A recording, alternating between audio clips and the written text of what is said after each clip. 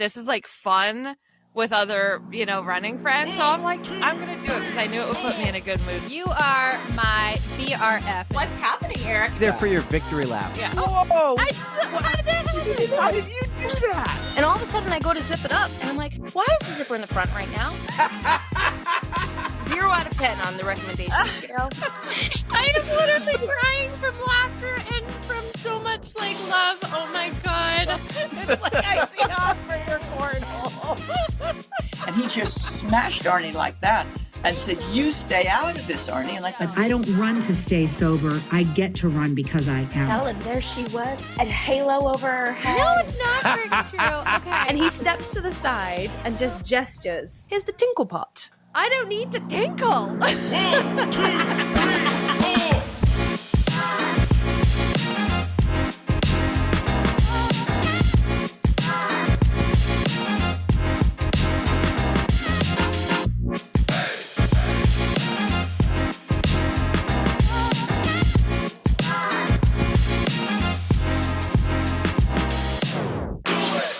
What's up, everybody, and welcome to episode 146 of the On the Runs podcast. It was a beautiful weekend here in the Northeast. I basically live at the ski mountain. Erica was up front and center at the Boston House of Blues. Stoolie has been making his rounds around the world, and I can't remember the last time I actually ran. Actually, I do remember, but we'll get into that.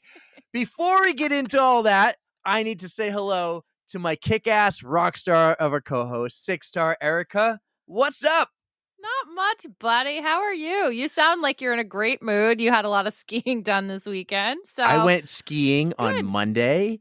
I went skiing on Thursday and Friday and today. We just got home after a long day of skiing. Now, very nice. Now, 2 of those days I'm skiing with 3-year-olds. So, so you're skiing, quote unquote. Air yes. there. I'm at the mountain. The mountain is, honest to God, my happy place, especially right now. It's just, you ever go into one of those those chambers with all the foam, and it's like you go inside, you close the door. I'm bringing this up because we have one at work, and it's so quiet. It's almost awkwardly weird quiet. Oh, like a sensory deprivation chamber kind of thing. So it's just pure silence. Right. So that didn't happen today, but that happens at the mountain sometimes when you're skiing in the glades or the trees, and all that snow takes the sound, and it's the sound's gone.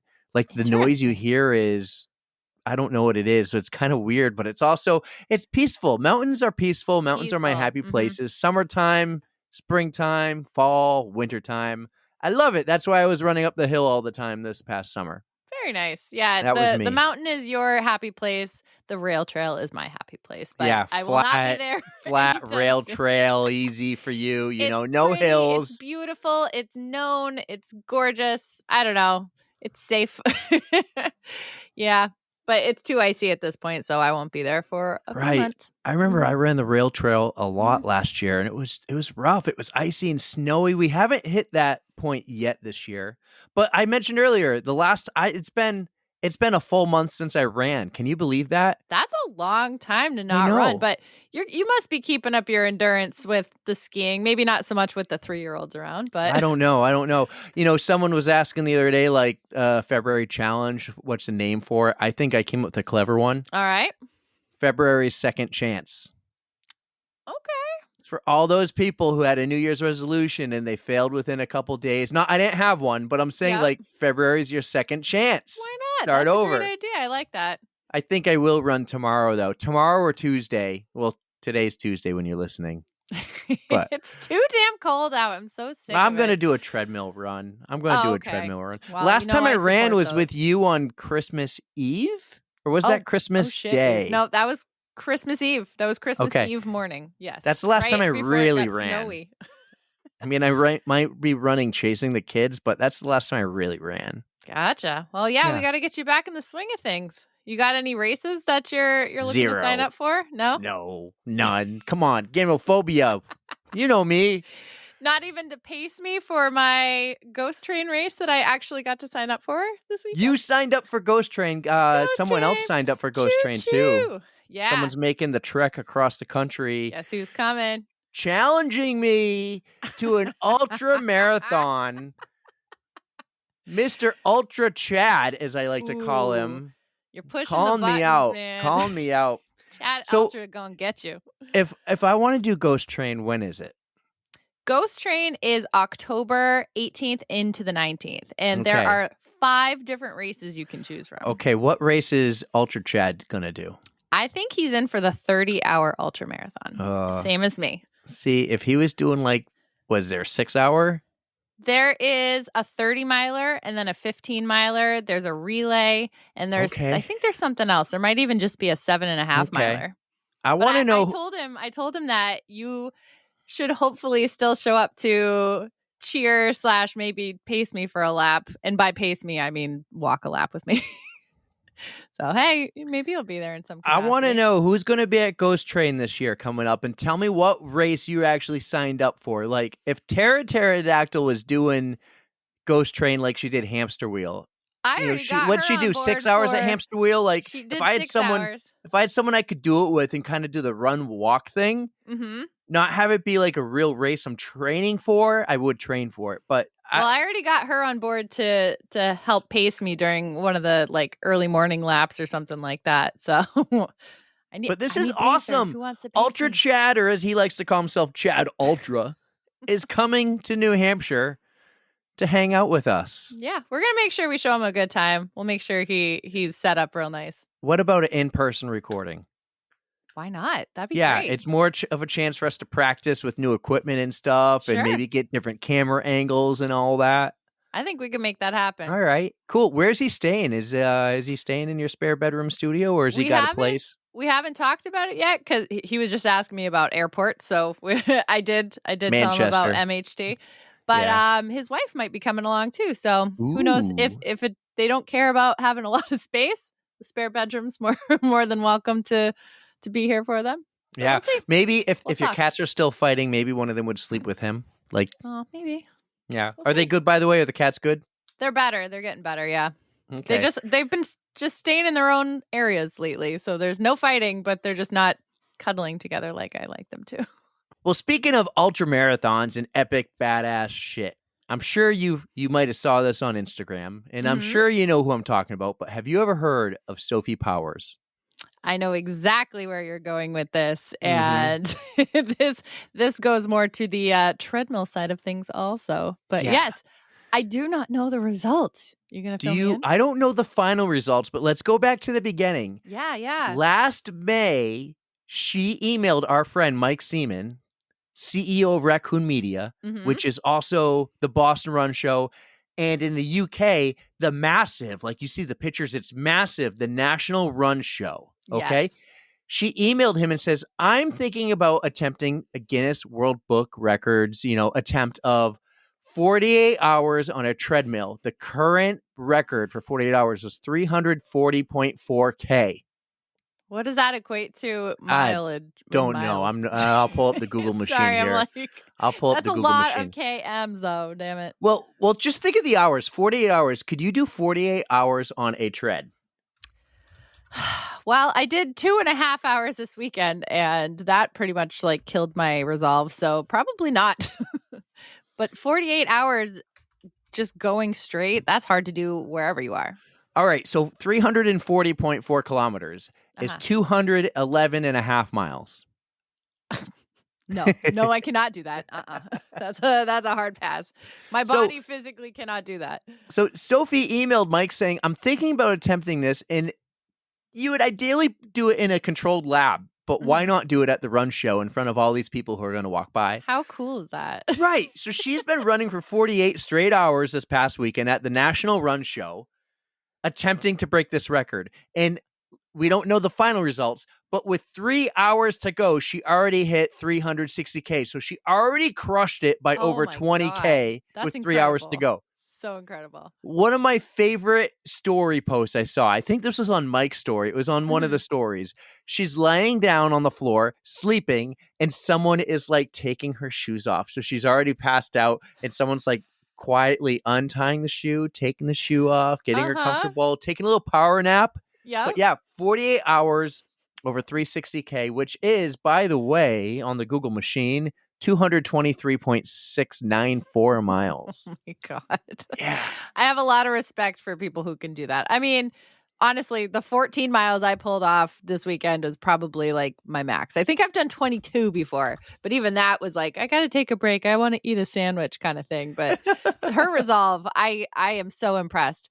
And the way that the Guinness people make you do this is you have to have an audience. So the way, like, you have to Really? be like videotape too. I read about this in Susie Chan's book. She did a world record attempt, and I think she hit it for like the 12 hours on a treadmill. But you have to have like a certain number of people watching you at all times. You have to be videotaped continuously. You have to make sure like the treadmill stops completely before you can get off of it. Like you can take breaks whenever you want. There's so many stipulations. It's crazy. And imagine like how your brain operates after so many hours and you're not thinking straight and you accidentally hop off the treadmill and it moves 2 more inches. Attempt over. That could throw you off. Yep. Right. It's nuts. So go Sophie. Oh, I can't wait. I meant to go back and look at Mike's stories, so hopefully they're still there and I'll be able to check them out. But man, that is incredible. Not only did she do it just for the Guinness Book World Records, she did it to raise money for a foundation, and I just Googled it, but it's called She Races. Okay. And it's obviously a women's runner supported foundation of some sort where a women's place is on the starting line for an equal opportunity to race. So that's what she did it for. Wonderful cause. Pretty freaking amazing. Maybe Sophie can come on the podcast and tell us all about it. Please, yes. We can talk about that and so much more, like Justin Timberlake on the bike bus. And I finally have a ceiling in my kitchen, but I think we should get to a pretty epic, awesome person. We have Chad Zimermann, a.k.a. the Clydesdale Runner, on the podcast today, Erica. We got Zimma, finally. So this has been a long time coming. It has, and we'll talk about that. Yeah, we'll talk about that after, but yeah. But we're so happy to finally have Chad's episode dropping, so you guys will get to hear him. Everyone's been a long time coming. Yeah. I mean, that's the Chad's truth. Chad's been extra. Chad's been extra patient. He really has. Thank you, Chad. You guys are going to love Chad. He's out. You're going to learn how he's on some YouTube videos and a few awesome things he does. There is warning, some shoe porn. Erica loves the shoe porn. We do talk a little bit of shoe porn on this one. Blame me, you guys. Come on. Erica loves some shoe porn. I love shoes. Well, guys, enjoy Chad Zimermann on the On the Runs podcast, and we'll see you on the other side. Our next guest on the pod is a badass from New Hampshire who moved to the middle of the Keystone State. He's someone you might want to know as he can defend your ass in court. And if you're ever in the Harrisburg area, he'll take you on a running tour through the city and show you some of his favorite sites. He's a big dude with a big heart, and he goes by the handle, the Clydesdale Runner. We are wicked excited to finally have him back on the pod. Chad Zimermann, welcome back to the On the Runs podcast. What's up, dude? Not much, man. Thanks for the intro. And hi, Erica. How you doing? I am good. It's nice to see you again, Chad. We say again, course. But unfortunately, with your first interview, there was some audio issues, so we didn't actually release it. But this is nice that we get to talk to you again. So how have you been? How has your, I guess, a couple of months since we last spoke? Good. Well, we were chatting earlier. I've been amping up my running a little bit. I've been dealing with a little bit of a shoulder thing, so my time in the gym in our wolf pack has been I've been trying to keep you guys I've been trying to keep you guys motivated to get in the gym, and then all of a sudden I couldn't get into the gym because of the shoulder. So but things are good. It's your fault. Why I know. My God. I know. Yeah, no, normally I'm always the one dangling out that hey guys, how are the workouts going? But unfortunately, because I haven't been doing it, I've been slacking in my motivator role. Well, I can't even blame you. I can't do it. We're oh my God, we're so sad. I've knocked it up a notch here lately since the marathon. Like I've been on the Peloton a lot more. We're doing a Crush Your Core class right now. It is the winter time, so I'm focusing a little more on some strength now versus when we started the Wolf Pack. It was in the middle of marathon training, and it was hard to squeeze it in. But now we are in core strength training. No excuses, Erica. You preach, don't forget to stretch. You need to do your strength training. No excuses. Chad, fix that shoulder, get it back going. I think we have some other injuries we'll talk about later in the episode where you fell down some stairs, but we'll get there, man. Yeah. So, Chad, I teased that you're from New Hampshire, but you live in the Keystone State. Yep. Let's start off getting to know you. You're local here. You grew up here. Tell us a little bit about yourself. Yeah, so I was born and raised in the Lakes region. So I was born in North Conway, raised in Ossipee. And actually, funny side note, I've been chatting a little bit with Tara Pterodactyl, and it turns out that she and I went to rival high schools a few years apart. I think she graduated right before I was a freshman. Both played on our respective golf teams that were rival golf teams. Her golf coach was one of my favorite coaches that wasn't a coach of my team.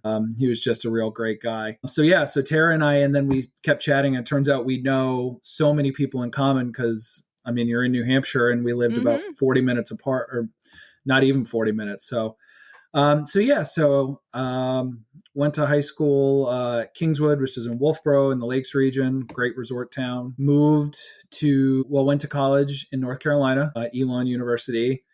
You've been all over the map. I've been kind of like all me, over, though. yeah. I moved to North Carolina right after high school. College.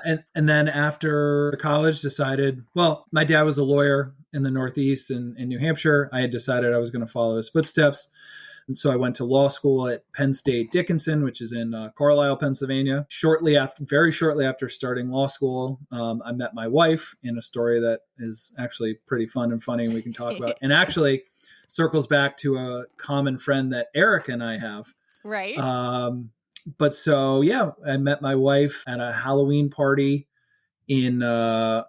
it was a joint Halloween party between my law school and the law school she was at, which is Widener, which is in Harrisburg. They like rivals too? Nah, yeah, not really. Don't need to add that to the story. Just love, like when you two go to a party and one's like, I went to this college and the other one went to this college. Are they like, oh, Harvard v. Yale? Oh, well, actually, who married up? So the two roommates who had thrown the party, one was from her school, one was from my school. And so we ended up both being at this party. I was dressed as Alan from The Hangover. She was dressed as a cat. I believe I sent you a picture, so you can post that on the YouTube version of the podcast. Oh, yes. Dude, I could so picture you right now as Alan from The Hangover. Yeah. Well, I grew the beard out really bushy. I bought the shirt that he was wearing with like the head with the tree coming out of it. Did you have a real white baby? Jeans. No, I had white jeans and I had a satchel. So if you could have gone real baby, did you you could do that for Halloween with your little kids? Well, they're not so little anymore, but so we met. I walked into the party, or I had been at the party for a while. I walked in and she looks at me and sees my costume and says, I think I love you, because it was one of her favorite movies at the time. And that she had me hooked from that point on. The way she'll say it is I followed her around the party the rest of the night. I don't remember it being that way. Then again, I had a few She was drinks. chasing you. Yeah. I had a few drinks. So that night as she was leaving, I went in to make a move and I got the cheek. And at that point, I'm like, oh, well, we'll see where it goes from there. But sure enough, we texted the following day. We had our first official date a couple of days later, and the rest was history. So that was 15 years ago now. So. I love it. But the reason Eric and I share someone in common is the only reason I was at that party was some friends of mine from New Hampshire were coming down to visit that weekend to spend Halloween with me and go to some other parties. One of whom was a mutual friend, Randy Booth, who works as one of the brewers at Twin Barns in Meredith. Shout out Randy. Shout out to Randy, who Erica knows, a great guy, came down and partied with my friends Matt and Steve for a fun Halloween. And the rest is history with me and my wife. You know, I teased in the intro that Chad was my tour guide when I drove through Harrisburg. He took me on a run and he showed me all the sites. One of those sites was actually where you got married. Yep. We got married in the Capitol building in the main rotunda, which you can reserve for yourself. You just got to bring in your own chairs. We actually our wedding was in 2012, shortly after we had taken the bar exam after graduating. And part of our wedding ceremony was we had a Supreme Court justice who was doing our wedding. And he actually swore us in as lawyers as the first part of our ceremony because we had found out we had passed the bar a few weeks prior. God, what a special day. Yeah. I don't think it could get any better than that. You're getting sworn in and married at the same time. Like that is just a perfect I day. don't know. I think it's his second greatest moment in that building or around that building because his best was with me. Yeah. Well, the one thing I will say is Sure, that Eric. also my wife did have a reference because in 2011, obviously, I'm a big Bruins fan. In 2011, the Bruins had won the Stanley Cup. So my wife did have a reference to the Bruins in our vows that we had written. So I freaking love your wife. Yeah. Oh my God. Yeah. Yes. We'll keep her. Yeah. That's awesome. Chad, that's great. Thanks for sharing that love story. We occasionally get those love stories. They're really awesome. But this is not yet a love story podcast. It's a running story podcast. That's right. And we want to hear your running story. At one point, and I have from all our old notes, like you hated running. And a common theme we hear from people is like growing up, if you weren't a natural runner, you viewed running almost as punishment. Like if you were a soccer player and you guys had a bad game, you just run all practice the next practice. No soccer balls, right? You just run as punishment. Tell us about your running journey and how you had the same experience. Yeah. So I just told you a love story. Now I'll tell you a hate story. Yes. Yeah. Best of both worlds. I mean, I played youth sports growing up, never like super intense. I played like youth soccer. I played Little League. But basically all the positions I played, like when I played youth soccer, I'm like, all right, I want to be goalie so I don't have to run. When I played Little League baseball, I played first base. So like I very infrequently had to run. And ultimately it just got like, and for me, it was a little bit natural because I was always a bigger kid. I was always the tallest kid in my class. I was always the heaviest kid in my class. So running was uncomfortable. I was a sweaty kid. I'm a sweaty adult. So running wasn't exactly something that came naturally to me. So it was something I avoided like the plague if I could. So eventually I got to a point where I get into high school and I start figuring out what sports I want to play. Now, I was raised in a golfing family. And so I was actually, not to toot my own horn, I was pretty good at golf. So I decided that I was going to make golf kind of my priority. So I played golf in high school. I also played tennis. The one sport that I decided to play my junior and senior year that did involve a good amount of running was lacrosse. I did that kind of as a means to branch out a little bit, try something new. But yeah, running in lacrosse, like for lacrosse practice, like we did a lot of preseason conditioning early on in the season, and it was miserable. I hated it. We were going on these runs from our school down to a neighborhood that was about a mile away, and then doing hill repeats on these hills that were like, I would say at least a 30-degree grade. And it was about at least a 1/10 of a mile to a 1/4 of a mile. And then it's up, then flat, and then you run down it. Then you get to the end, and then you do it again. We would do those. And I just like hated it. It makes me so sad to hear that people use it as a punishment. Hill repeats are great for you, but if you're in the right training for it, you're ready for it, and if you're just looking at it like, oh my God, I don't want to do this, there's no way you're going to enjoy running at that time. Like, come on, do better, coaches. And I'm not a runner, so like I'm running in just like generic sneakers. I'm not running even in running shoes. I'm getting awful shin splints. Like just my legs were not, and especially as a bigger guy, like it was just miserable. So fast forward, I mean, I didn't get the running bug until it was end of 2014. So at that point I was 27. So I was late 20s by the time I even contemplated. And I had like,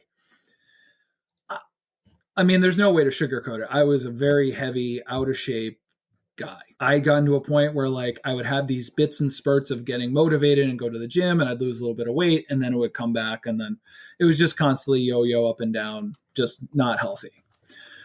So I got to a point, it's 2014. My wife and I had been married for almost 2 years at this point, and we had decided, we have a couple goals. We have a couple things that we want to accomplish before we kind of get settled and decide to settle down and start a family. And one thing is we both wanted to get healthy. My wife had also struggled with weight and health and things like that. So we said, all right, let's do it together. We committed. We got a gym membership at this like really huge, expansive gym down where we lived in Lancaster, Pennsylvania, which is close to where I live now. And we actually have signed back up at that gym since, which is a story. But so we got to a point where we just started and we said, you know what, we're going to put the effort in. We're going to work on ourselves.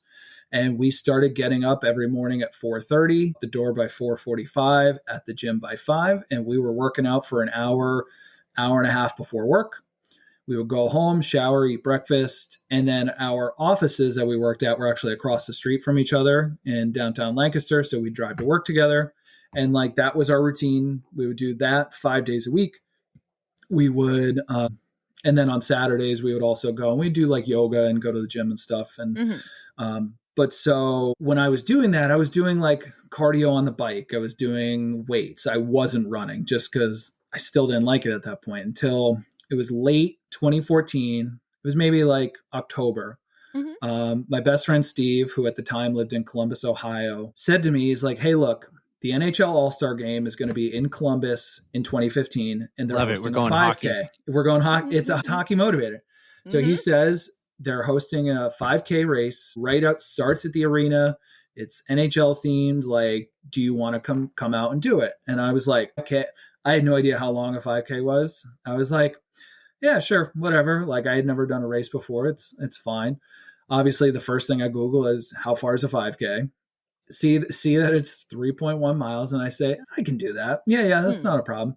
So my run training started, I would say, that October, and I had looked up like Coach to 5K and like other like Hal Higdon training plans, which I mean to this day I a lot of times still use those plans, but I basically said, all right, let's just go. And so I went from the point where I couldn't run more than a quarter of a mile to being able to run that entire 5K within the span of about 3 months. Now, I didn't set any land speed records during the 5K. I was running in these like cheap Reebok Fly whatever shoes that I got at the Reebok outlet just because I was like, whatever, it's labeled as a running shoe, I'll run in it, it's fine. And so my wife and I went and did our first 5K, and from there on it was game over. We were hooked. We immediately went home and said, okay, what's next? 10K? Cool. Yes. So we registered for our next 10K, which was in April, and that was in Hershey, Pennsylvania, at the Hershey 10K, which runs through Hershey Park and stuff like that. We fun. Finished that. I had a time goal. I wanted to finish at under an hour for that. And I finished at like 1 hour and 30 seconds. So I was like, nope, I need another 10K. Not good enough. Got to do it again. And so then my next race, I had no idea about like the effects of heat on running just because I had just started running in October of the prior year. So I registered for like a late June 10K, which was absolutely miserable. It's like 95 degrees, exposed, hilly course. Did not meet my time goal, but like we were hooked. We were like, all right, what's next? We registered. We went from our first 5K in January. We did our first half marathon in September together, which Excellent. was in Bird in Hand, Pennsylvania. And yeah, that's a town. Bird in Hand. And they have by far, I think, the most unique run medal that I have. I'll show it to you. I have it hanging right by my computer. Oh, awesome. Bird in Hand, PA. Bird in Hand. Now, where are you from? I'm from Bird in Hand. Yep. What? Sounds like Birmingham, but Bird in Ham. Every medal is handmade out of a horseshoe. That's wicked cool. Yeah. So how unique. We each have 2 of those because we've actually just did it again this past year. Oh, cool. But yeah, I mean, we were hooked. So we went from first 5K to first half marathon in about 8 months. Whoa. So this is 2015, correct? This is 2015. So you guys are just off and running. You had a whole learning curve year because you're learning to run in the heat. You're training for the longer distances. Yep. I'm so happy it got you hooked. Did you ever find shoes that really worked for you? Oh, I think he learned a lot about shoes. Yeah, I've learned a lot about shoes since. So now in that time, we had also made strides towards our goal of getting healthy. Mm-hmm. I had lost from August of 2014 through about October 2015. I lost about 120 pounds. I went from 340 to 220. Amazing.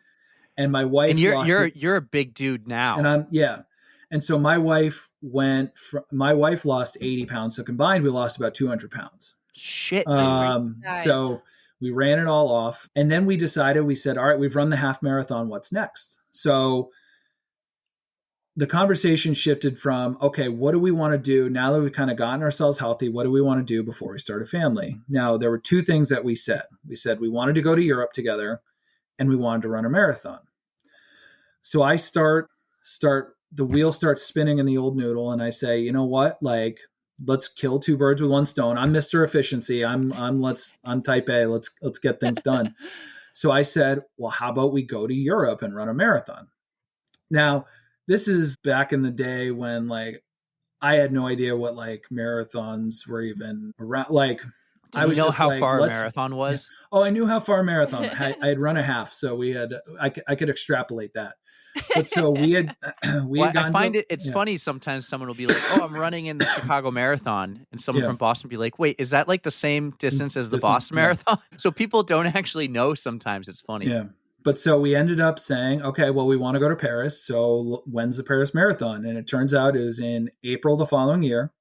Registration was opening, I think a week or two after we finished the half marathon. So I said, all right, I will stay up because basically registration opens at 9 a.m. So I stayed up until 3 a.m. Oh my gosh. And I basically said, I want to make sure we both get a spot in. So at 3 a.m, I got us registered. We immediately then booked our flights and all our travel, and marathon training basically started right then. I think we waited a couple weeks to recover from the half, and then we started training for the marathon. There you go. Off and running for real. Yeah. So we ran the Paris Marathon together in 2016, which was my first marathon to date, currently my wife's only marathon. We both had similar thought processes after the race of, well, we're never doing that again. I've since gone for most runners. I've since gone back on that, but and it's all joking. My wife still holds a little bit of a grudge about the marathon because going into the race, I developed an overuse injury of IT band syndrome in my left knee. I've had that. Sucks. So I couldn't run more than about a mile and a half without my knee being like on absolute fire. So I stopped running around Valentine's Day of 2016. I spent hours and hours and hours on the bike and the elliptical to keep my cardio up.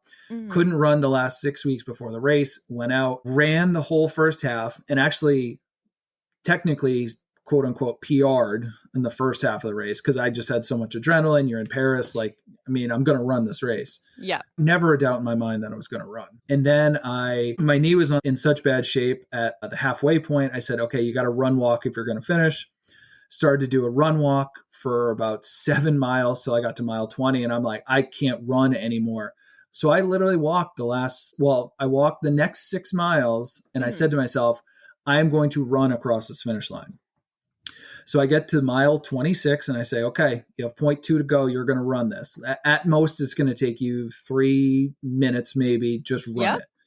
Now, of course, Paris Marathon, the last 0.2 miles was on cobblestone leading back up to the Arc de Triomphe, which was not conducive to a sore knee and IT band. But I did it. I ran across the finish line. And the sore spot with my wife is that she ran the entire 26.2 miles. And she's still perturbed to me that I still crossed the finish line in front of her, having run walked and then walked 6 miles. So that's a little bit of a sore spot. But yeah, she still holds that against me. But and then of course we crossed the finish line and she was only a few minutes behind me.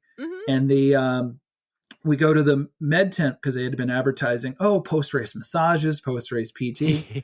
And they're closing up shop on all that stuff. And I'm like, if there's anyone that needs this sort of stuff, it's the people who have run the 5 to 6 hour marathons, not the people running the 2.5 to 3 hour ones. Come on, show a little love for us. But so we were on vacation. After the race, the next day I had booked us massages and then like a boat cruise. So that way we could kind of be off our feet a little bit, but still a little active. And then the next day we both felt better. And then we had another 3 days in Paris and then we flew home. That's the best way to recover is active recovery. Walking is great. I love doing that. And you guys picked the best way to do that is walking around the city of Paris. Like that just sounds like an amazing, amazing vacation. And it was awesome. I totally second. I do that a lot. I'm like, let's go let's go here. And I can also run a marathon. Like it just, I do it on purpose, but if it falls into place, it's always nice. What was it like then, like the next few months for you? Did you jump right back in running? Did the two of you take a break? What happened? So my wife took a few weeks of a break. I took a few weeks of a break thinking that would maybe help my knee start to feel better. With the IT band issues, With the IT band. But it just did not want to get better. And I kept trying to do as much recovery as I could. I was foam rolling, I was stretching, I was massaging, and so it took a good 6 or so months before it really started to feel better. Oh my gosh. And so I was spending a lot of time in the gym lifting weights at that point. Now, obviously, there was a little bit of the post-marathon hangover where all of a sudden we've accomplished this goal. We started to backslide a little bit into our old habits, both like fitness-wise and not being super committed to the gym, and also then also not eating great. So slowly for me, my weight started to pile back on a little bit.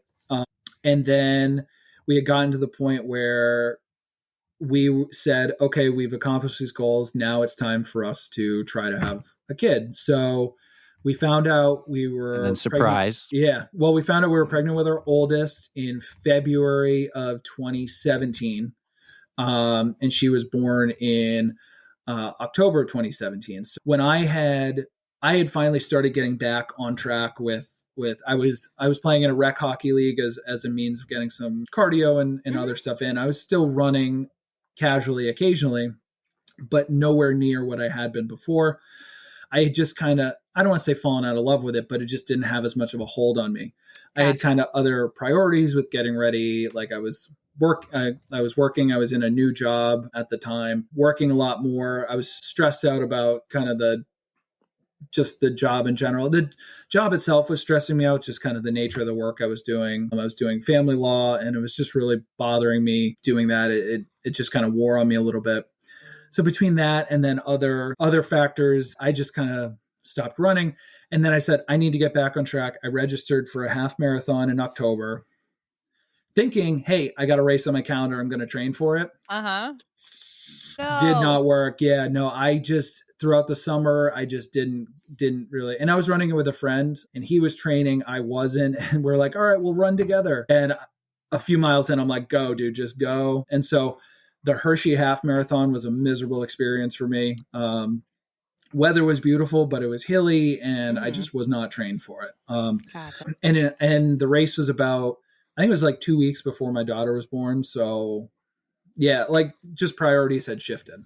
Oh, definitely. So daughter's born in October. And then from October 2017 on, basically I've had these just ebbs and flows of fitness and running being a part of my life. And as Eric alluded to earlier, the biggest ebb came from a fall down the stairs in May of 2018. I was carrying our 6-month-old down the stairs. We had a dog who enjoyed sitting on the stairs, and normally you could walk right past her and she wouldn't move. Yeah. Which is weird because it's usually cats. Yeah. This was the day. Well, she liked looking out the window that was above the door. This was the day that she decided to move. And when she scooted back, I stepped on basically my foot slipped out from under me. I took our 6-month-old, pinned her to my chest and flopped myself backwards. And then I slid down the stairs with my left leg underneath me, banging on all the steps. No. And then it got caught in the baluster of the staircase and like jerked me to a stop. Oh God.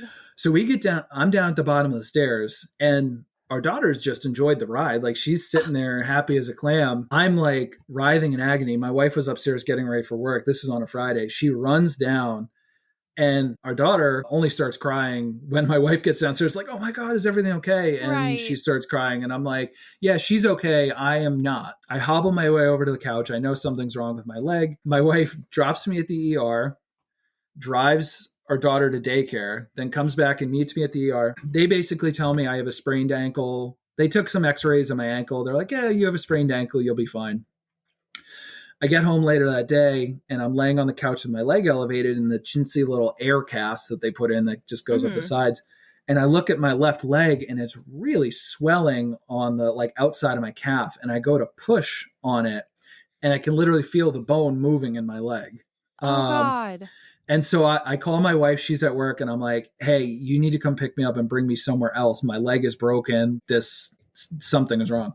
Yeah. So we go to an orthopedic urgent care that had just opened up. They took different x-rays than the hospital took. And turns out I had fractured my fibula and I had torn apart the top of my ankle, the syndesmosis. So basically I just had no stability in the top of my ankle. Oh my God. So doctors like, we need to go in and repair this.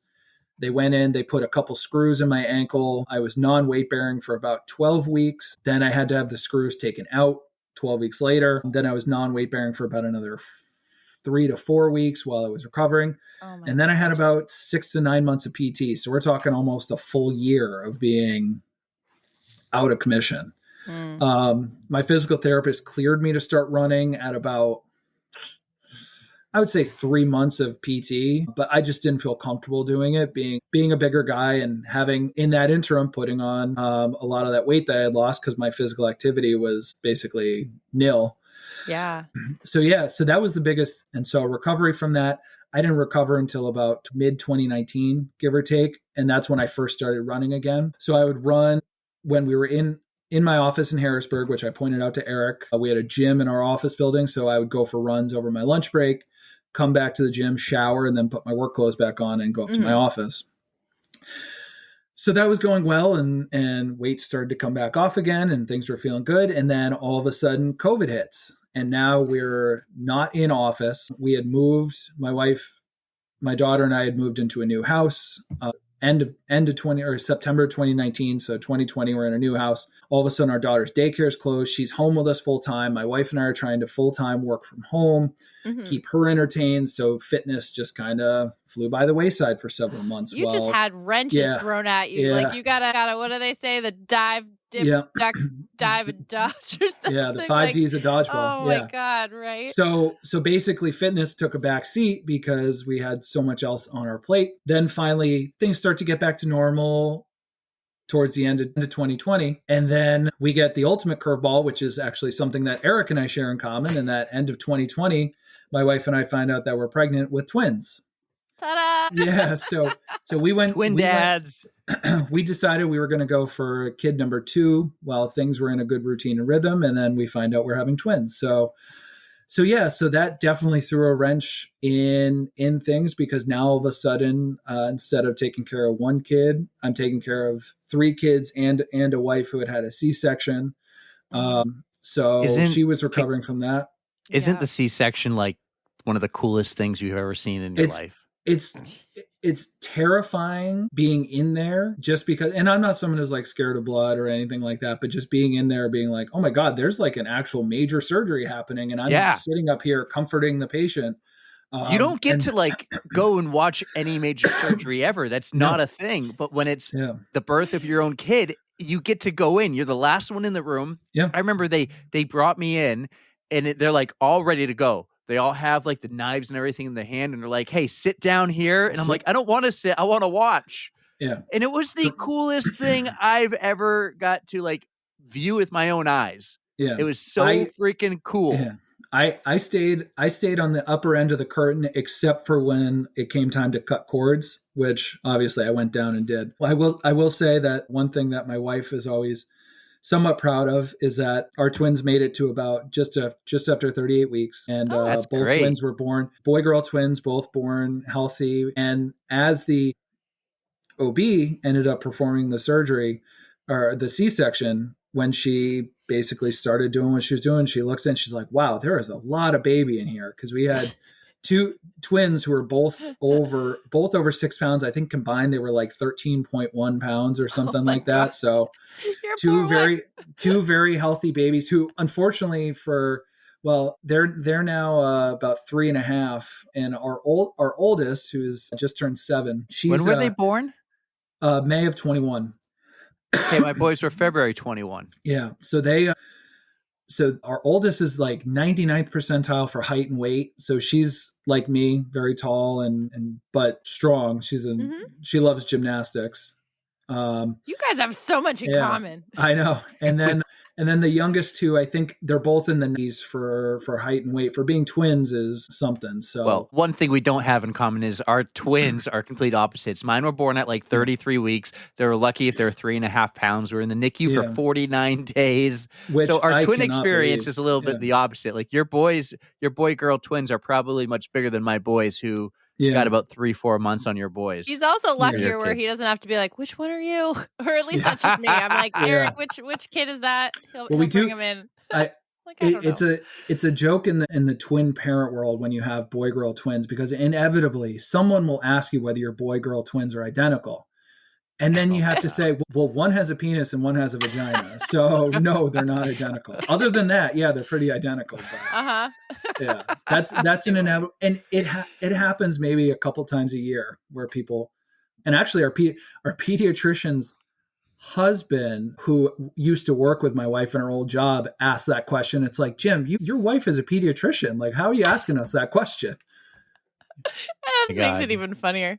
Yeah. So we tell people when they ask us, like, how do you tell them apart? I go, we got their names tattooed to their feet. And they're like, you can do that? And I'm like, no, you can't do that.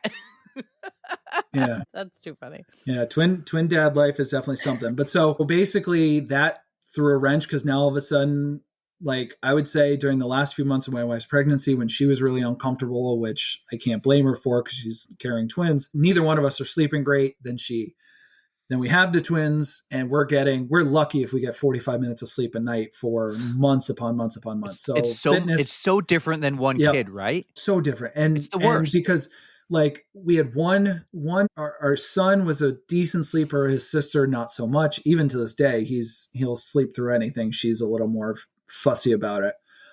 But so it ended up being just one would wake up, the other one wouldn't wake up, but we'd have to wake them both up to feed at the same time. And it just, fitness and running together. And everything. Yeah, and if you didn't wake them up, you'd be up 20 minutes later to feed that one. Correct. And the worst thing is, so when you have one kid, if you're listening, if there's any guys who are listening, when you have a baby, if your wife breastfeeds, that's amazing. Sleep through the night, sleep when you can. She can get up and feed the baby. That's not like a knock on saying like she can do it. It's just take advantage of the extra sleep. My wife breastfed Adeline, and it was perfect. She also breastfed the twins, but they're both up at the same time. So the two of us were both up at the same time, because I would have to hold the other one or feed the other one a bottle while Ashley did. And then eventually she figured out like the double breastfeeding. Yep. It was so different. The experience from having one infant to having two, it was hard, especially when we got home. Just, lucky if we got 3 hours of combined sleep. Well, and you were in the same boat we were. I mean, we also had a 3-year-old to take care of at the same time. So and I was lucky that I was able to take 6 weeks off work completely. And then my wife took her full FEMLA leave from her job. So that took a little bit of the pressure off. It's not like I had to work during those first 6 weeks, but it was, and we were still in work from home. And actually to this day, we're still at work from home. But so, yeah, it was definitely something where easy, convenient meals and stuff like that. And you're kind of eating junk and garbage and not taking care of yourself because you have all this other responsibility. Then all of a sudden, it got to be, I think we're talking late 2022. So our twins are a little over a year old. I go to pick up our son, who was a big, I think he was 16 months old. He was a bigger kid. He was in front of me, and then I went to go pick him up, and he started to crawl past me. So I kind of had to turn to the side when I picked him up, and I just absolutely threw up my back. And I was like, you know what? Too many injuries for you, Chad. Well, I mean, this one's on me. I mean, I had let myself go to the point where all that weight that I had lost that first 2014, 2015, slowly but surely, it started to climb back in little increments to the point where I was all the way back to square one. I hadn't stepped on a scale in years just because it had been the last thing on my mind. I went and I stepped on a scale, and I realized I had undone all the progress that I had made. That can be very discouraging. But was that like a turning point for you in this case too? That was the wake up call I needed. And I said, you know what? I need to do this for my family. I need to do this for myself. I mean, and doing it for myself, I mean, you got to make yourself priority number one at some point. Exactly. I'm like, I need to do this for me. I need to be here for them long term. So I said, enough's enough. I immediately hopped on my computer and I said, okay, I'm going to buy myself a couple pairs of running shoes. Good. I started, unlike what I had done previously when I was first getting into running, I actually did some research, because now obviously I have a little bit more money now. I'm a little more established. I don't just need to go and buy the cheapest shoes on the market. Yeah. I started saying what shoes would be good for me. what shoes would be supportive, what shoes would help me get to where I want to be. So I did my research. I bought myself a pair of Saucony Endorphin Shift 2s. Mm-hmm. And I bought myself a pair of New Balance 860, I think V12s. Bought those so I could rotate between the two of them because obviously shoe rotations are all the rage. And I said, okay, here it is, like time to get started. And so the next morning after the shoes came, my back had healed up. And I said, I'm going to go see how far I can run. And I was back to the point where I couldn't even run a mile. And I said, you know what? It's going to come back faster this time. You're going to get it back. And this was, I think, August of 2022. And it came back shockingly fast. The weight started to come off again, thankfully. And I rediscovered my love for running. Being out, like, this was the first time I'd really started running around where we live. We now live kind of in the farmland of central Pennsylvania. We call that corn and cow. Yeah, corn and cow. And cow. Is that, well, that's where Erin Azar lives, right? Corn and cow, that's her hometown, Corn and Cow, PA. Which was Close a joke at first, Hand. but now we learned they're like weird names for towns of Pennsylvania. You have Bird in Hand. There's actually a hometown, PA. Intercourse. No, Intercourse is right next to Bird in Hand. That's funny. But so Which is right so down the road from Corn and Cow. Yeah. Oh, but so I rediscovered, like, running through the farmland, seeing all the animals early in the morning, and I rediscovered my love for it. And I said, okay, this is going to be it. I'm not going to lose this again. I'm not going to. I need to do this for me. I need to do this for them. From August 2022 through now, it's just been full steam ahead. Since then, I've run three more half marathons. I've run a couple 10 milers. I did the Broad Street Run, which if you've not done it, it's a great race and you should do, in Philadelphia. I also did the Baltimore 10 miler. I did one in York, Pennsylvania. I have set a new half marathon PR earlier this year in May, which I don't know if we're going to do Code Brown Commandments because I think this will come out in 2025. And you still got one.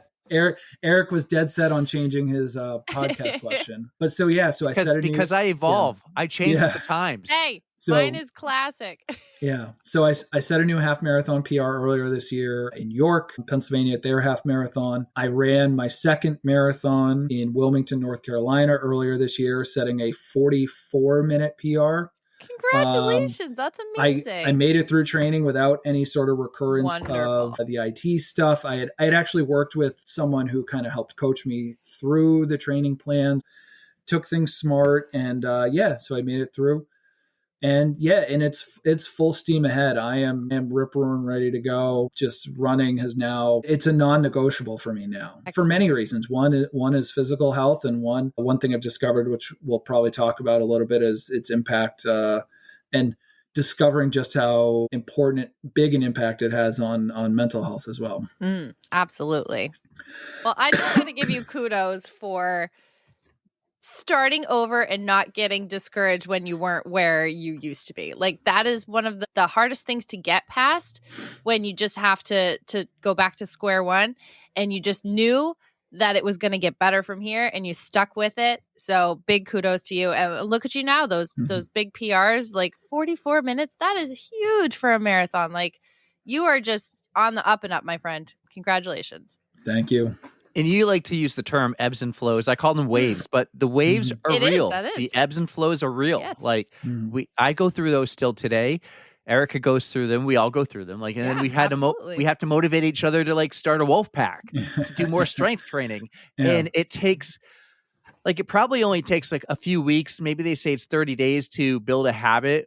And I've also heard 90 days to build, like, a real habit that you do consistently every day. But it's waves. Like, those things, you train so hard for a marathon, and then the marathon happens, you take some time off. It's hard to get back in it. Like, you always need, Chad, maybe are you the same way? Because you mentioned earlier you thought you would put something on the calendar you would train for, where you didn't in that one instance. But I'm the type that I need it on the calendar, and then I'll do it. Where if I don't have it on the calendar, I have no motivation to do it. Yeah, I use apps to track all of my runs. I use the Run Coach app, where it kind of generates AI adaptive running plan for you. So I use that kind of as a guide when I'm not working with like a coach on a training block. Or just doing my own kind of training plan. And then obviously I track all my stuff in the Koros app, and I'll put my workouts into Koros. So it reminds me in the morning when I have a workout day, it's like, hey, like, you have a workout run today. Is this the run you want to do? So like, well, not really, but sure. Yeah, no, let's go ahead and do it. Yeah. So yeah, it's a means of staying accountable to myself. And at the end of the day, remembering who and what I'm doing it for. I'm doing it for myself primarily, but I'm doing it for everyone else in my life. Cause I find that for me to be the best version of myself, I need to be physically able to be a great husband, father, friend, employee, etc. But I also need to be mentally capable of doing those things and running and keeping my mental, I don't want to say sanity because that makes it sound like I'm, but yeah. No, it is though. Yeah. But being able to keep kind of myself in that good mental headspace on a pretty daily basis is necessary. Yeah, running is a good tool. We learned this yesterday from a guest that it is a good tool to help unpack some of the issues going on in your life. It shouldn't be like straight up, this is the only thing I could do for my mental health. It should be used in conjunction with healthier releases of, and that's what I also use the gym for too. And gym is where you can get out a little bit of that aggression and throw up some weight and throw some iron sometimes that's around. necessary. So. Sometimes it absolutely. Yeah. Well, let's transition real quick. Let's do something that we don't do enough, but Erica absolutely loves, and that's shoe porn. Let's talk shoes. Let's talk running shoes. You mentioned earlier, like you just bought some Reeboks because it said they were running shoes. But now you are actually a shoe reviewer for Believe in the Run. Tell us that story, because I kind of know a little bit of the story about how you got into their emails. You know, you sent the email, and now you're doing shoe reviews. Yeah, this is the perfect example of when they say just send the email, the worst they can say is no. This is how it went. So, when I was getting back into running in August of 2022, I started doing research in what sort of shoes might work for me, be good for me, versus back in 2014, 2015, buying whatever was cheap on sale, whatever.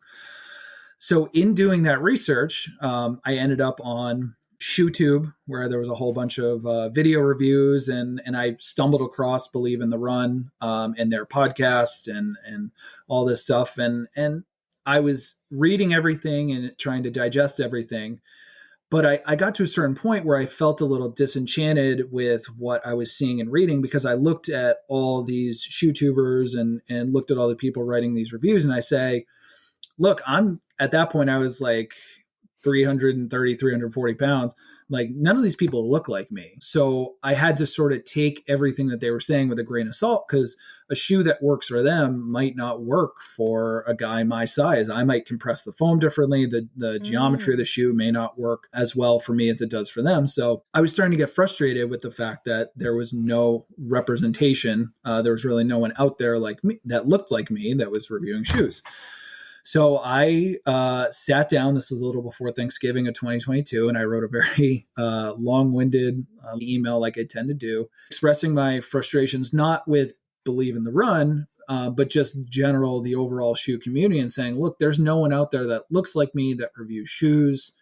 I think this would be, so you could be the first. I think this would be great. You could cultivate a whole new audience. You could reach a whole new demographic of people. Because I guarantee you there are just as many people out there running that look like me as there are that look like Robbie, Thomas, Megan, and a lot of the other reviewers for Believe in the Run who I'm going to say this and I hate using the term, but the traditional runners build, just because I hate using it, because if you run, you're a runner. And if you run with a body, you have a runner's build, but the traditional runners build. So I sent this long email saying, like, look, I think I could be a great asset. I think it would be something really, a niche market that you guys could really speak to. And sure enough, I don't even know if an hour went by, I got an email back from Robbie saying, hey, look, I pitched your idea. We love it. Why don't you put together a sample review of a shoe that you like? Look at our website, look at our format.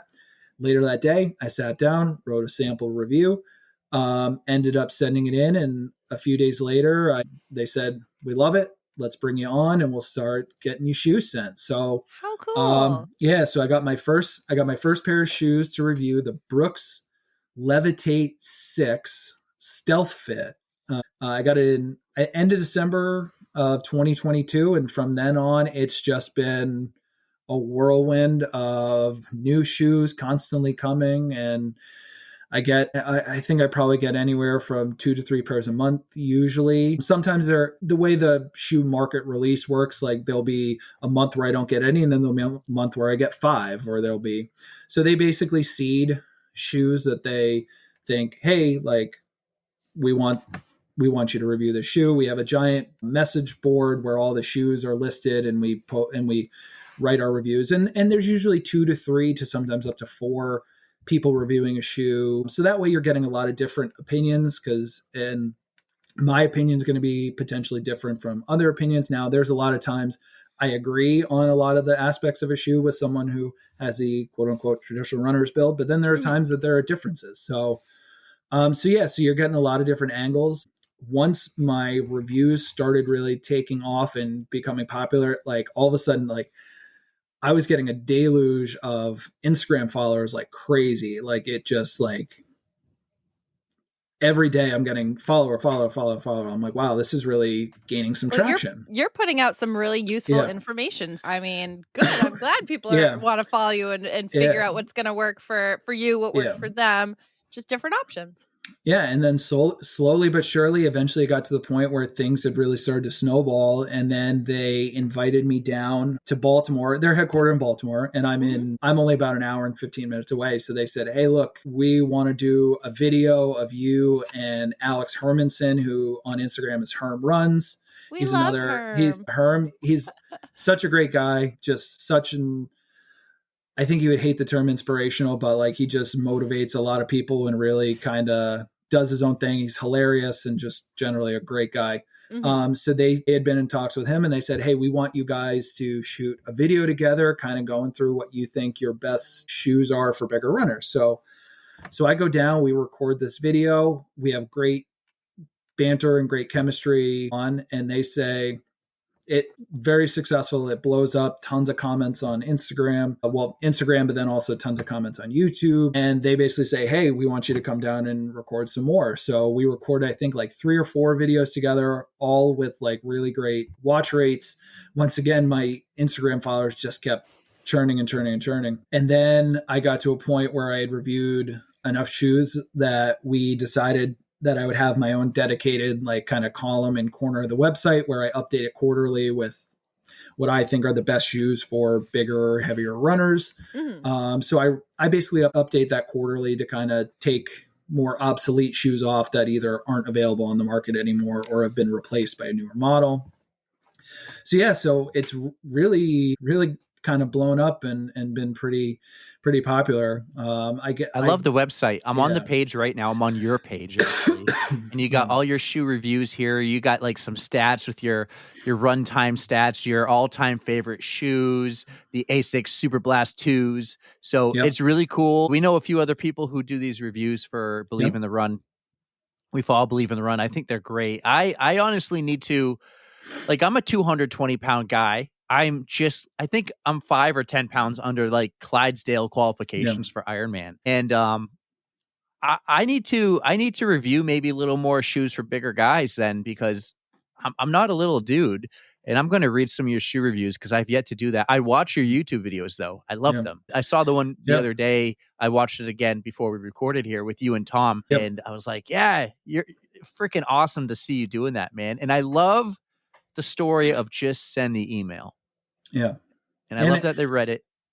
And it very easily could have gone in and just been ignored, but and I felt so incredibly welcomed by not just the Believe in the Run staff, which it's a small staff. I mean, they have Thomas and Megan. Just the 3 of them? Well, so it's Thomas and Megan, who are the founders and co-owners. Thomas had sort of founded, it started actually as a media company, Big Run Media, where they would do media marketing for races, brands, things like that. Thomas kind of started the Believe in the Run. I think he started in around 2009, where he was just sort of doing, it just kind of started on a whim, I believe. I think he was training for a race, and he started writing these posts about not only his race training, but also the shoes he was running in. And then that spiraled into shoe reviews. And then he and Meg met. They were working, I think, at a marketing company together, and got married, and the rest is history for them. But yeah, so they started the company. It's the two of them, Robbie, who's a senior editor. They also have Helen, who's the office manager for Believe in the Run. She runs kind of the headquarters. Carl, who's their That's your future job, Erica. Yeah. Yeah, Carl, who's their professional videographer. And then most of the, I believe all the review staff, other than that, we're all volunteers. Obviously, we reap benefits of free shoes and gear to review. But yeah, and I just felt so welcomed by all the reviewers, everyone. John, who's the other reviewer who you had on your podcast. Yep, John Calabrese, we love him. Yeah, we have a fantasy football league, which I've locked up the number 1 seed going into the playoffs, and not to toot my own horn there. But so yeah, it's great. Like Thomas, Meg, and Robbie are all great. Thomas, I mean, the great thing about Thomas is he's older. I mean, you would never know he's in his 50s just because he has this like super lively personality, and I think people would say he kind of has a sense of humor and maturity level of a teenager. And he doesn't really act his age, which is one of the best things about him because he's just so full of life and fun to be around. Megan is just the nicest, and is such a phenomenal athlete and runner. I mean, she's a 2:45 marathoner. Not a big deal. Not a big deal. Has goals and aspirations of eventually reaching potentially that OTQ number, and she's just like lightning on her feet, and she's just super nice and such a nice person. Robbie it's hard to describe Robbie because he's so unique. He's actually from central Pennsylvania near where I live now, and he's just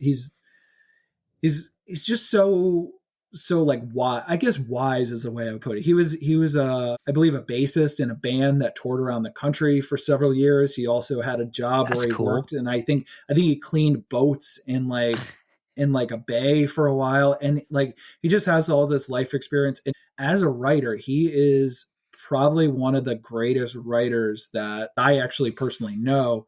His writing is just so fluid and engaging. He has a weekly Substack that he puts out and I just read it as soon as I get it. I read it right from start to finish because it's just so compelling the way he writes. He does a weekly email for the brand, for the drop, for their podcast. He does a weekly email.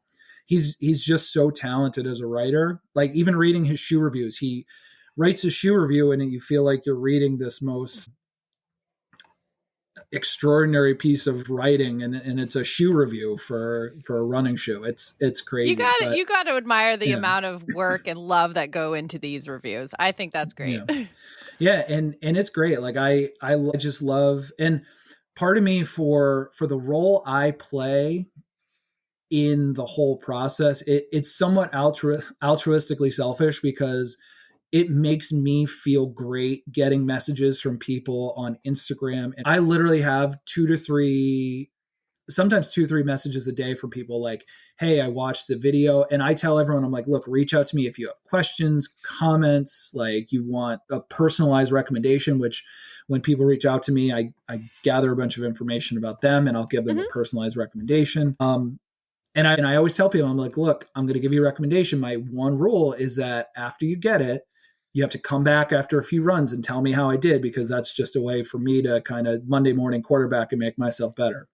Right. But altruistically selfish because it makes me feel good to know that I am being that representation of bigger, taller runners in the space. And I can be that voice. I can be that person that I did not see when I was doing my shoe research. I can be there to provide that info. So it makes me feel good to do that. And it obviously makes me feel good that I get a crap ton of free shoes to review and run in and continue my running journey. And it's such a blast.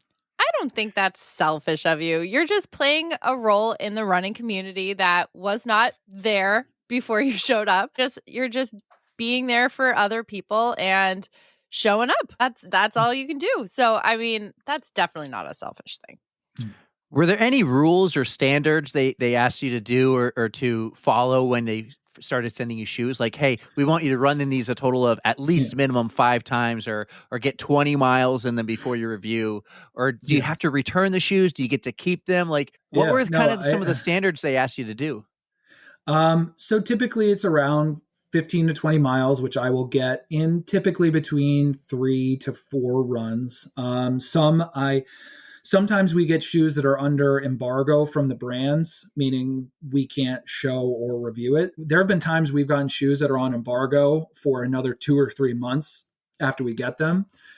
So I've sometimes run 40 miles in a shoe before I write a review. Sometimes we get it and I only have 2 weeks to run in it, but I also have to run in another shoe. So I'm alternating between them. And so I might get 12 to 15.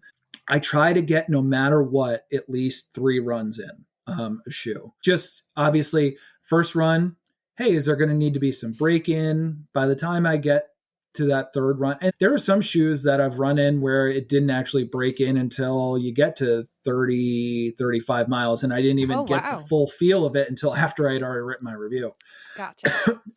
Now, some of the other reviewers, Meg goes out and Meg does 80, 100-mile weeks. So there'll be times she'll write a review of a shoe and she's gotten 50 miles in a shoe. Wow. So it's insane the amount of mileage she does. But so, yeah, I'm a lower mileage runner. When I'm in a training plan, I'm like 22 to 28 miles a week. Mm-hmm.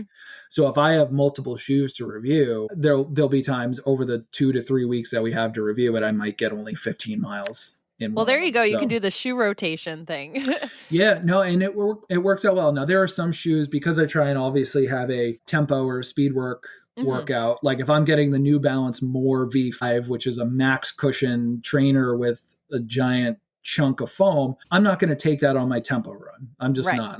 I'll take out one of the shoes that I already have, like the Saucony Endorphin Speed 4 or the Tier Speedworks, or even a race day shoe. I have the New Balance SC Elite V4, the Asics Metaspeed Sky Paris. I'll take those. Actually, I have a tempo run today, so I'll probably take one of those out. But there you go. Do you have a say in the shoes that they send you? Or are they just like, here you go, you get this? So it's actually, they seed the shoes. So basically they say, hey, this brand says they're going to send us this shoe. They'll pick 3 to 4 runners for it, line them up. Now, with my position of being the only bigger, taller runner, sometimes if there's a shoe that I would like to test, I can reach out to Robbie and he can work with the brand to try and get a pair sent to me. I've actually also had some brands on their own decide to send me a shoe, like the New Balance SC Elite V4. Mm-hmm. I think I have a pair of those. Yeah, I didn't review those, but one day a pair showed up on my front porch that New Balance had decided to send to me, I think to get my input, even though the review had already been formalized with Believe in the Run. Same thing, I got the On Cloud Eclipse just kind of showed up at my door one day. And there have been a couple others that I've been able to request just because I'm like, hey, look, I know this might be a good shoe for a bigger runner, so I'd be interested to try it out. And Robbie works his magic and gets a pair sent to me. So yeah, we don't really have a say per se, but we can always make a request.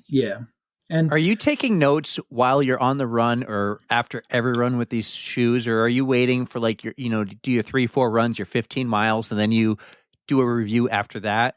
So I'll take some mental notes, and then I'll use my notes app on my phone to kind of take down some impressions. Yeah, for the most part, it's a lot of it's about feel. So it's just kind of like how the shoe feels over the course of the run. Did it feel? I mean, I look for a few things. One, as a bigger runner, I look for foam compression.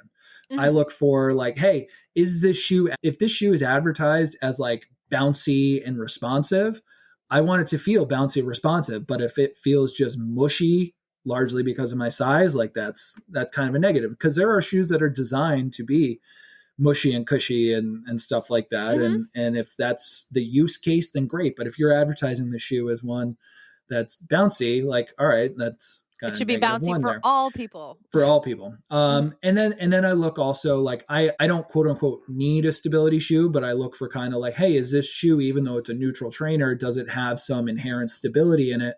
Where if someone is maybe a mild stability user, maybe they could get away with having a neutral shoe in this regards. Yeah, so I make mental notes on that, and obviously form and fit and notes on the upper. Like you'd be surprised, like one of the I'm not a tongue snob, but like I don't know why every shoe doesn't have a gusseted tongue these days. I mean, it's 2024. Let's gusset those tongues. It's 2024. Let's find some laces that don't absolutely dig into the top of your feet. Yeah, I mean, I seriously. Yeah, I make mental notes, and then just kind of at the end, I'll jot them down, and then I'll cobble together my review within a couple weeks, and yeah. Very cool. I appreciate that you do this. It's such a cool opportunity too, because you get to try brands and just check out all sorts of different things. And the normal person who's going out and buying these is not gonna vary from something that they already know that they like. You know, like they're gonna stick to what's normal and comfortable and used to. And especially because shoes these days, I mean, your average daily trainer in the 140 to 160 range. So I mean, we're not talking chump change. So unless you can find a store or brand that has a great return policy, which there are some, but if you can find that and you want to test it, great. But and the thing about it is it's not an exact science, because there's so much that goes into, like a shoe could work for me as a bigger runner that doesn't work for someone else as a bigger runner, because I'm more of a heel striker. They might be a 4-foot striker. They might have more of an overpronation issue than I do. Their gait may be different. We may have different use cases for the shoe. So overall, I mean, it's not an exact science, but at least I can provide a little bit of insight. Excellent. I love it. I love their website too. I'm checking it out. I'm looking at their media kit right now. It's so cool. I think it's so cool because I just built our media kit and theirs is amazing. Interesting stat. They're about 2/3 male, 1/3 female for their gender demographics. We are the complete opposite. We're about 2/3 female, 1/3 male. It's wow. They have so many downloads, reviews, followers. Their Strava group is almost 15,000 people. I just started really following Believe in the Run this year. Before we met Chad, but this year I started reading the reviews, more so watching the YouTube ones, and I really like it. So it's so cool that you get to do that. I'm so pumped for you, man. That's awesome. But hey, we got a couple final big questions. You're going to get more than the usual because we did record with you last year and the audio went, haywire or something was weird. It wasn't good enough to put on the podcast. So we're going to start with last year's question, the Code Brown Commandments. You know what this is. Do you have a Code Brown commandment to add to our list? I do. And this actually comes from my half marathon PR, which was in May of this year at the York Half Marathon. It was Cinco de Mayo. It was not pouring rain. It was consistent rain. The race was on a muddy rail trail. I was wearing my Adidas Adios Pro 3, which were my favorite race day shoes at the time. And they're still probably my favorite race day shoe, but I no longer have that pair, and I'll explain why. Ended up, this race could have been a disaster. At mile 4, I rolled my ankle on a giant piece of gravel, had to pull off to the side for a few seconds. And then I got to the turnaround point because it's an out and back, which, I mean, don't get me started on that. That's miserable. An out and back. So I'm about 6.5 miles through, and I look down at my shoes, which were kind of a light gray, and my left shoe looks normal, but my right shoe is red. Almost the entire thing was red. Oh, I know where this is going. And so I realized that I am bleeding somewhere on my foot. And then all of a sudden, once I've seen the blood, then all of a sudden my body processes and it's like, oh, we're going to tell you where you're hurt. And so one of my big toe, had a cut on it. And I didn't know how and I didn't know why until the end of the race. And so my Code Brown commandments is, thou shalt check your toenails before a race. Because I had, a few days prior, I had clipped my toenails, but I had left basically a shiv on my second toe when it's right next to my big toe. Now, the racing shoes have a real tight fit in the toe box, and so my toes were kind of crammed into the toe box. And so that shiv had dug into my big toe and opened like a gash on my big toe and just leaked blood throughout my entire shoe. Oh God. And so I believe ruined. I sent you a picture of this as well before the podcast. So I get to the finish line. I think I set a 2-minute PR in the half marathon, even with all this happening. Mm-hmm. I get to the finish line and they have a guy with a hose spraying off people's legs because we're all covered in mud from the muddy rail trail. And he's spraying off my foot and I'm pressing down on this shoe. And it's like a scene in Jaws. Like there's chum and blood just coming out of my shoe. And so I'm just stepping down and it's just, and I have no idea how bad the cut is at this point. I'm thinking I'm cut open. You're going to lose a toe. I literally so I go over to the med tent and the woman looks at my shoe. She's like, oh my God, take your shoe off. And she takes my shoe off. We can't find the cut because it was such like a tiny little cut just from my toenail. Oh, but man. because the constant running and pounding, like the bleeding just never stopped. And so it just bled out. So thou shalt check your toenails before a race because it was not a pretty scene. A murder scene. Yeah, it was. Yeah. Like I said, put the picture up for the people to see. That was. Well, might have to give it the whole sensitive image. Proceed with caution. Yeah. Right. Yeah. So not only did we get a Code Brown commandment, but we got an awesome Code Brown story out of that because that is just, oh my gosh, I can't even imagine. I would be like, my poor shoe. Oh, they ended up in the, I took them off. I brought them home. I put them in the garage thinking, you know what, I'll clean them. I'll salvage them. But between the mud and the blood, I was like, I'm just going to toss There was no these. saving them, huh? Yeah. Oh man. Well, thank you for sharing that, Chad. I hate that happened, but it is a fantastic story. But you know my question, and I don't care if Eric thinks it's boring. I love it. So we have that great Spotify playlist, and we like to invite our guests to add whatever song they're feeling at the moment, something that's going to pump you up. What are you going to add to the playlist? So one this song, was Chad. One song. One song. This was by far the hardest question to prep for because I had about 6 or 7 different options, decided to narrow it down to one.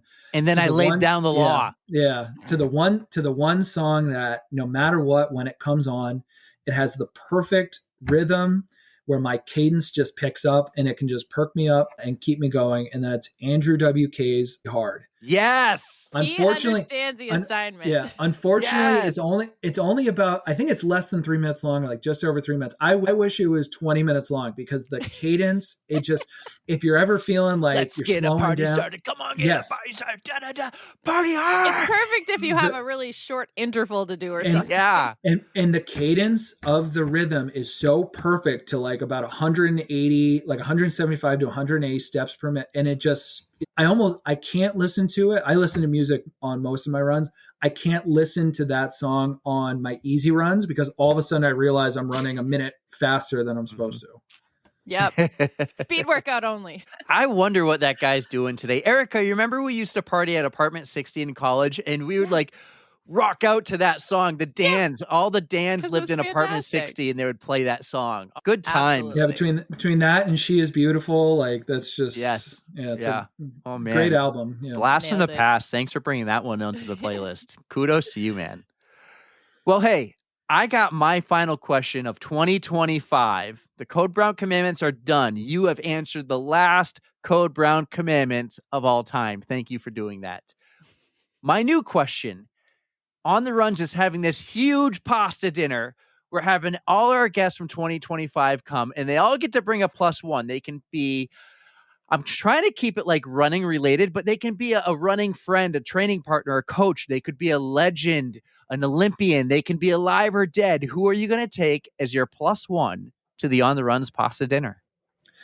You know, when I knew this was going to be a question, I really kind of brainstormed this. And I think one of the reasons I would pick this person is I really feel like in real life, we would be friends, like if we were to ever meet. And it's simply because of her sense of humor. But Kira D'Amato, so we actually chat from time to time on Instagram. She was probably one of my first. Cool. She was one of my first blue checkmark followers who followed me. So we chat. She also has like some of the funniest Strava. It's posts. her Strava. Yeah, her puns on Strava. And I feel like, so she actually did a live show with Allie Feller for the Allie on the Run podcast, also from New Hampshire. Yeah.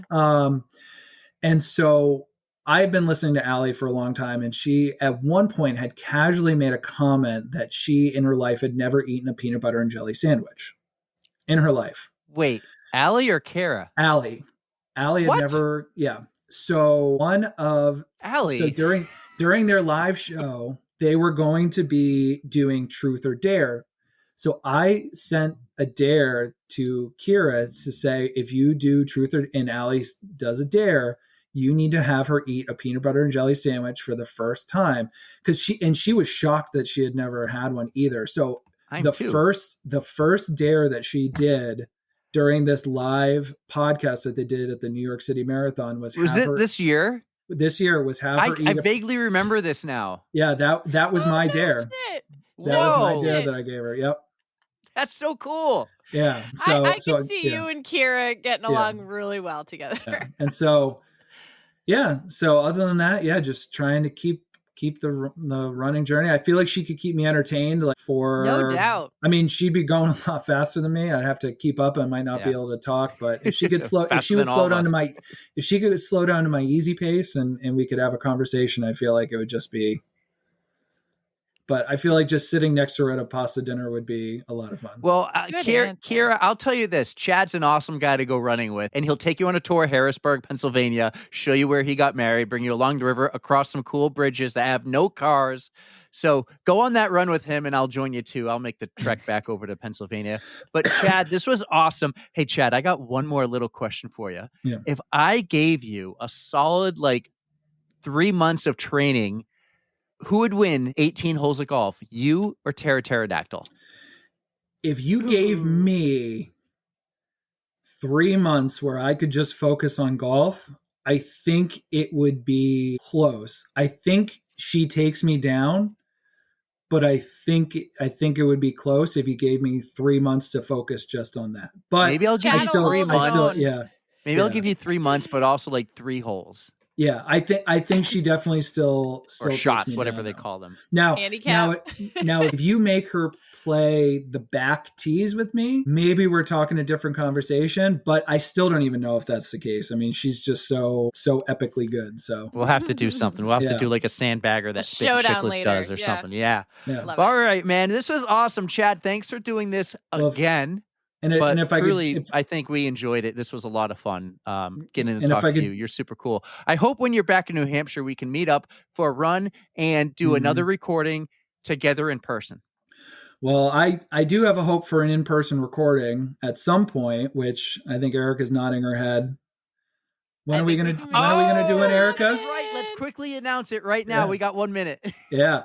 All right. We got 1 minute. So I will officially be running the 2025 Chicago Marathon.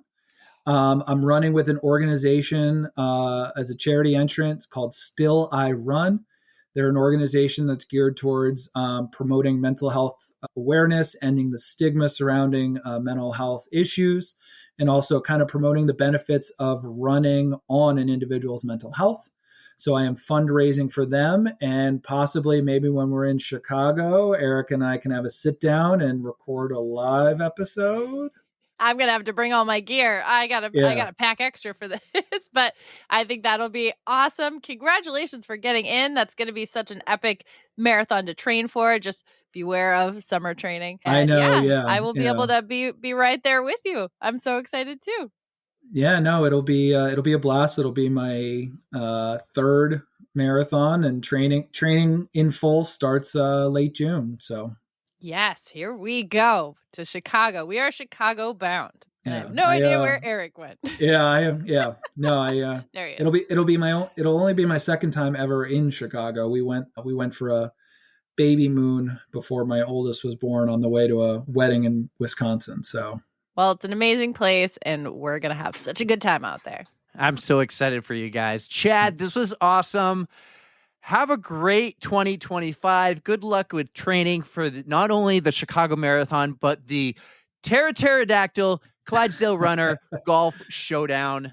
This is great. Yeah, I did tell Tara she has a goal of, I believe, playing golf in every state, and she doesn't have Pennsylvania yet. So I told her if she comes down, bring her clubs and I'll take her. I do live on a golf course, so I told her I'd take her. Oh, no way. Perfect. We'll But come and bring microphones. I love it. That's where we're going to do it. It'll be a home field advantage for you. There you go. Yeah, you can come down to my office / shoe closet studio. But so I'll give one plug. You can follow me on Instagram at the Clydesdale Runner. I ask you to follow Believe in the Run. They have Instagram. They're on Facebook, YouTube especially. There's a ton of great content on there. And the website is a great resource. They actually have a shoe finder on the website. So if you're ever lost and need a little insight there, you can do that as well. Awesome. Well, Chad, thanks so much for doing this, man. Guys, I hope you enjoyed Chad Zimermann, a.k.a. the Clydesdale Runner, on the On the Runs podcast. That was awesome. Thanks, guys.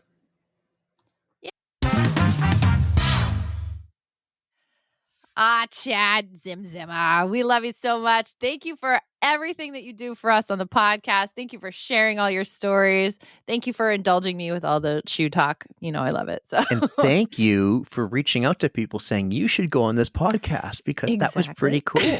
That was pretty cool. And I cannot wait until both of us are out there in Chicago. We got to do a meetup. We got to hang out, have some deep dish pizza maybe, and just enjoy the city while we're out there. Bring microphones, and I want a post-race recorded reaction. I want to get a better pair of the ones that just go into my phone. Let's research that. I'll splurge on some money. So all right, I'll do some research. I'd rather I know exactly what I want to get, actually. Well, okay, we'll talk. I did, and now I think there's even better, smaller ones. So whatever it takes. What, the little clippy ones to make it sure? was a clippy one, but it's Bluetooth, and it works with the recorder I bought, the one in particular. Okay. Well, we got to find one that's going to work with Riverside, though. How we were talking about that. Yes, the other one didn't work. Yeah, it only worked with your phone's camera. Yes. Or whatever. Yeah. Mm-hmm. Yeah. So figure it out. Let's do it. Chad was awesome, and we joked to say the long time coming. Not only did we had the first recording that his audio kind of went funny, and was that November? It was actually October. Oh, shit. Yeah. That was October. And it was going to drop in November. And when I went to edit, it was oh my God, it's awful. And I had to because his episode was supposed to drop in November. But he has been a fan of this pod for, call it, a year. And he's been very active talking to us for that year. And I went and ran with him in Pennsylvania back in the spring. So, yeah, he was, we have a lot of people who have been asking to come on, and I love that. And then there's some of them I slightly take advantage of, and I'm like, you know what? I know someone's going to cancel, and I know you're going to jump at the opportunity to jump on when someone cancels. And eventually I'm like, no one's canceled. I have to actually, Chad, I got to get you on the calendar because no one's canceling. I thought we were going to have him on in June or July. And by August, I'm like, let's get you on the books for October. And then October happens, we record. It doesn't go well. I'm glad we did the test recording the last time because I didn't want to make him come back for a third time. I do. I want him back. Talking to him, but we'd rather have you have extra episodes instead of just the same episode over and over again. That's right. That's right. Mm-hmm. Something we talked about in that podcast, and we need to think about a question of the week, and we haven't done that. But there is a point where we're talking about, and this has come up a couple times, running people think is punishment when they're kids, and that's what makes them not like running. And you had one quote in there, and you're like, do better, coaches. And I was like, you know what? I don't love that quote. I don't love that quote, Erica. That's okay. Because I don't feel like they're punishing them by making them run. That might happen when you have a bad game and you don't, in hockey, it'd be you don't move your feet, so we're going to do a whole practice of just skating. So that happens. But I don't think it's punishment. You just have to make it more engaging. And training. I know it's not always going to be fun either. Everybody has bad days. It happens all the time. You could have a great day. You could have a bad day. You just have to try to make it more fun sometimes, especially if it's kids. Right. With the races for the healthy kids races. Love That's it. a way to get that was kids awesome. engaged. Yes. Start sparking an interest, and then it gets better from there. But most of the time it is really just a punishment. I don't think it was punishment. I just think they view it I gotta run. Versus this is good for me because we're going to get strong and in shape, and then we are going to outrun the other team because we'll be in better shape than them. It's a part of the whole. I would love to just shoot pucks on goal and score goals all the time. But when you play a 60-minute game, you got to outskate the other team, and the same would be in soccer. Yeah, you got to build the endurance. I totally get it, but I just think there's ways to keep the players engaged and change the mindset. So this would be a great question of the week, though. When you were growing up, did you view running as punishment? When you had to run the mile in middle school, or when you had to run for practice all the time, was running in your mind punishment or just part of the training? That is a great question. Everybody's going to have a different take on it. And I almost want to add to it. At what point did your view change? When did it just become positive? Like a secondary bonus question. Yeah. Add that in the comments. Yeah, right. Put that in the comments. I'd love that. More interaction. Last week's question was pretty fun. Donuts. How many donuts do I get? Everybody loved the donuts. All right. On the On the Runs page in the story, it was like overwhelming. Everyone's like, I love the donuts. I'll take the donuts. But in the reel I posted that I collabed with the Ali G show. And did you like how I did that? How that was great. Yeah. When OTR, when Ali G came back to us. So good. The votes there were a little different. In fact, at one point it was 5-0. People don't like donuts. Right? And Ali G was like, hey, Erica, I think you're going to be eating a lot of donuts. Eventually, it came the other way, and it ended with like 70-30, 70% of people love donuts, right? But I think like the people who love donuts, it was kind of geography. Oh my God, everyone's going to make so much fun of me. I can't say that word. It was New England based. It was New England based. Yeah, whatever.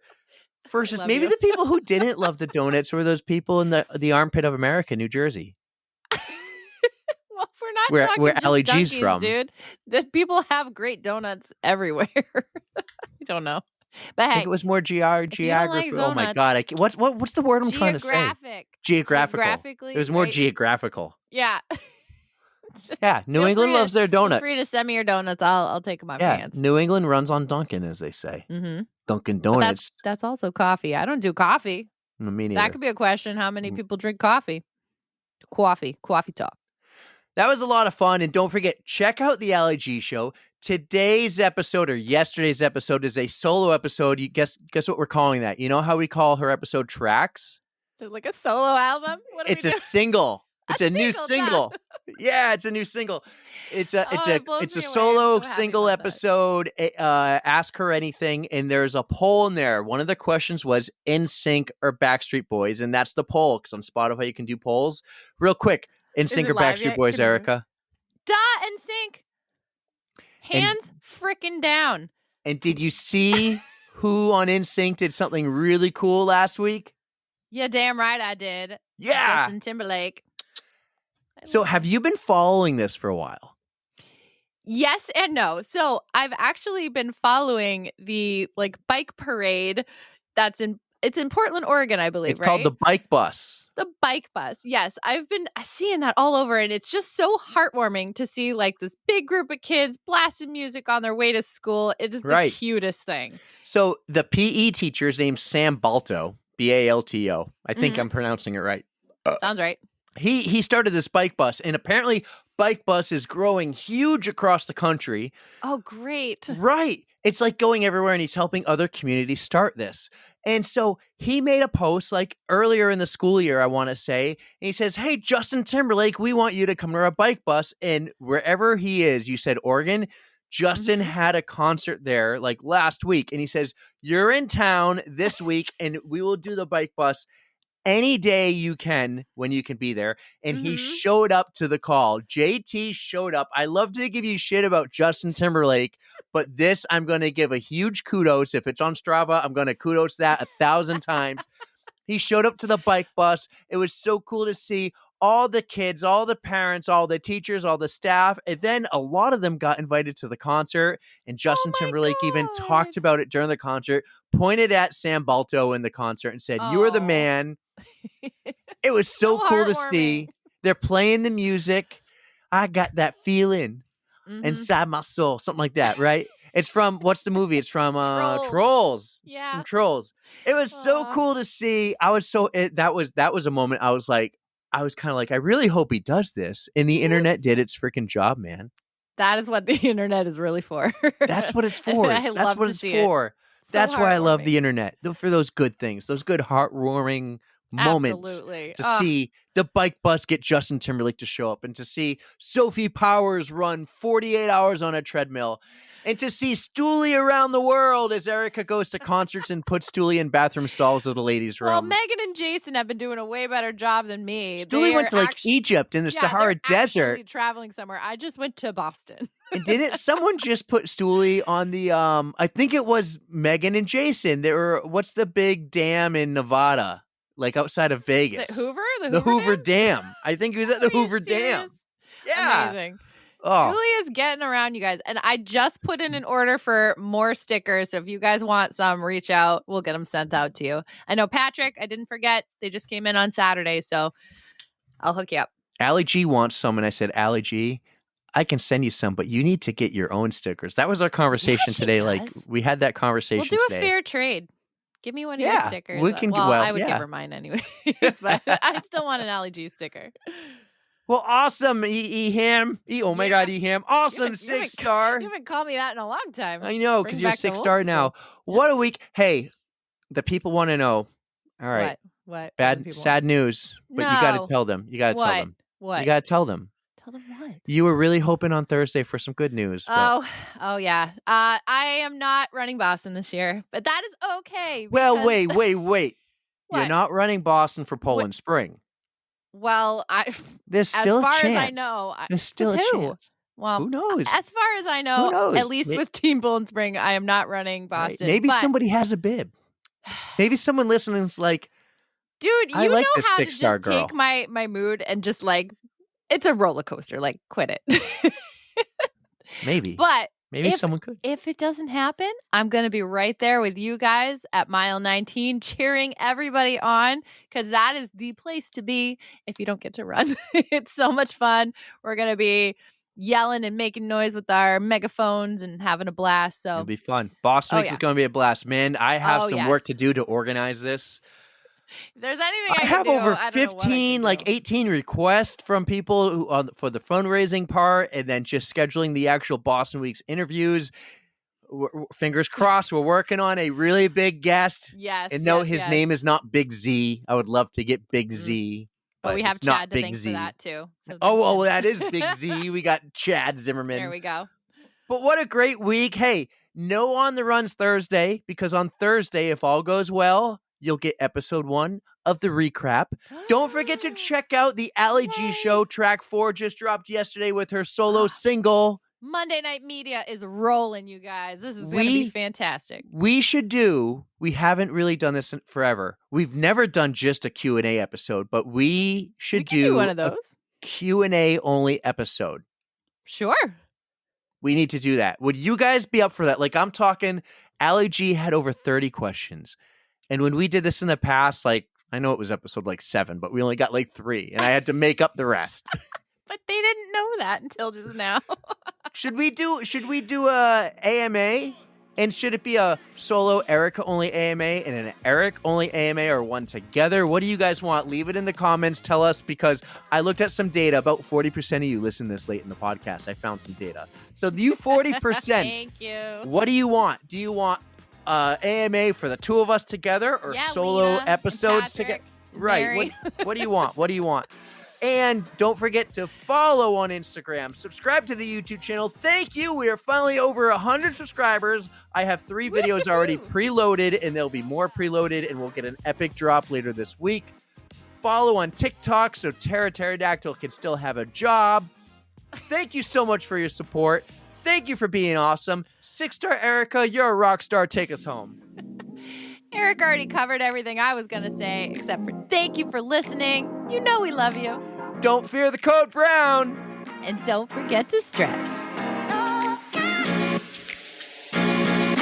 3, 2, 1, yeah!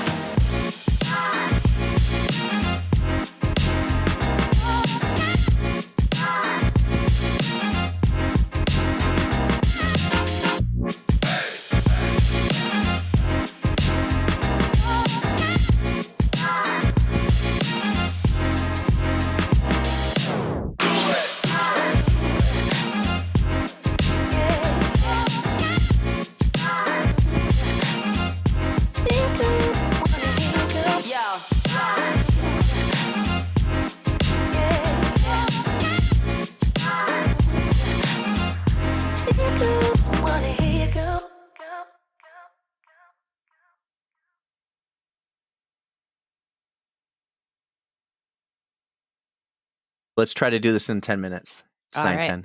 Hold on. Brandon, you don't want Brandon to be mad. I got a fart brewing. I'm trying to hold it in. Let it rip. Oh, God, no.